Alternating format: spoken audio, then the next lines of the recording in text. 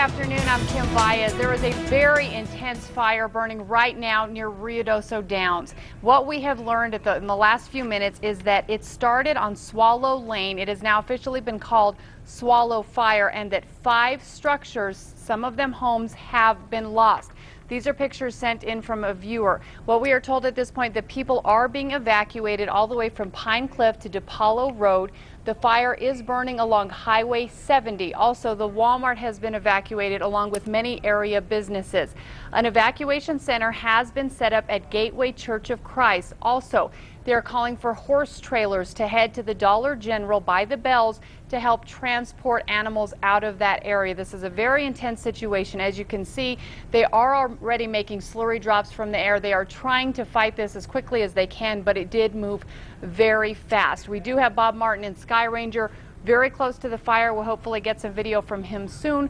We will keep you updated. In the meantime, the firefighters out there are dealing with extremely dry, extremely windy, extremely hot conditions. Here's Mark Ronchetti. Yeah, Kim, and not to mention the fuels in that area are incredibly abundant and have been dry for the past 6 months. So this is not a good situation. These are the wind gusts across the state. Highest wind gusts is right where the fire is, 47 miles an hour in Ruidoso right now for those wind gusts. Sustained winds at this point over 30 miles an hour. Temperatures in that area, especially given Ruidoso's elevation, are pretty high, 86 degrees right there right now. Relative humidity 7%. West-southwest winds, when they're sustained over 30 miles an hour in a fire zone, it makes for a very, very difficult go. And obviously what we want to try to do here is we'll give you a vantage point in just 1 second with Bob Martin to show you exactly what's going on here. But part of our issue is a combination of not only terrible fire weather right now and abundant fuel for that fire to burn, but at the same time, you got to remember, a lot of cabins in this area are built within the woods. So as these fires come sweeping through, you can end up with a very high count of lost structures here, given the amount of acreage. Remember, at this point,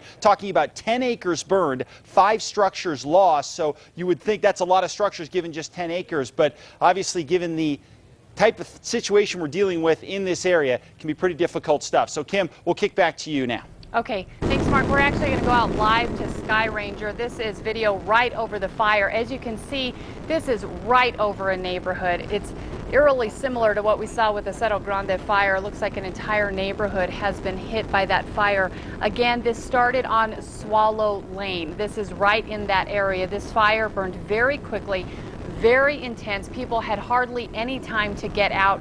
But at this point, from what we can understand, is that people did get to safety. Some were even able to get to their pets inside and get them out.